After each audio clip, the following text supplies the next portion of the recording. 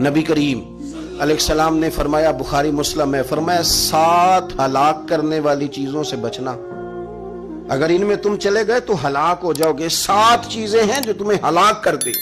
یا رسول اللہ صلی اللہ علیہ وسلم وہ کون کون سی؟ تو حضور نے فرمایا اللہ کے ساتھ شریک نہ کرنا، ہلاک ہو جاؤ گے۔ دوسرا نبی پاک صلی اللہ علیہ وسلم نے فرمایا جادو نہ کرنا، ہلاک ہو جاؤ گے، ہلاک۔ اور یار جسے حضور فرما رہے ہیں ہلاک ہو جائے گا، وہ بچے گا؟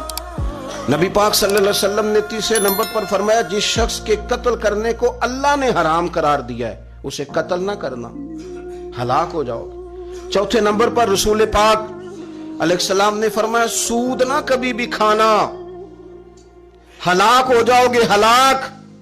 بڑی بڑی دلیلیں دی بینک والوں نے، بڑا سمجھایا تو حاجی صاحب مان گئے، محترم مان گئے، کہنے لگے نہیں جی نہیں، وہ کاروبار میں لگاتے ہیں۔ بڑے بھولے والے ہیں، پتہ سارا ہے۔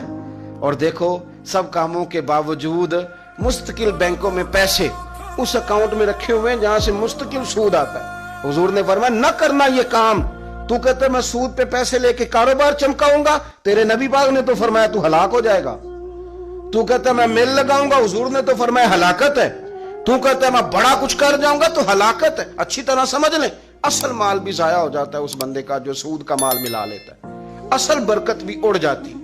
اور میرے نبی پاک صلی اللہ علیہ وسلم نے 5ویں نمبر پہ فرمایا یتیم کا مال نہ کھانا، ہلاک ہو جاؤ گے۔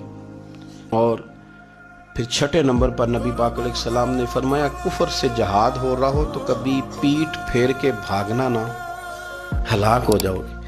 اور 7ویں نمبر پر اللہ کے رسول نے فرمایا بے قصور اور بے گناہ عورت پر تہمت نہ لگانا، بلا وجہ بہو کے کھاتے نہ کچھ ڈال دینا۔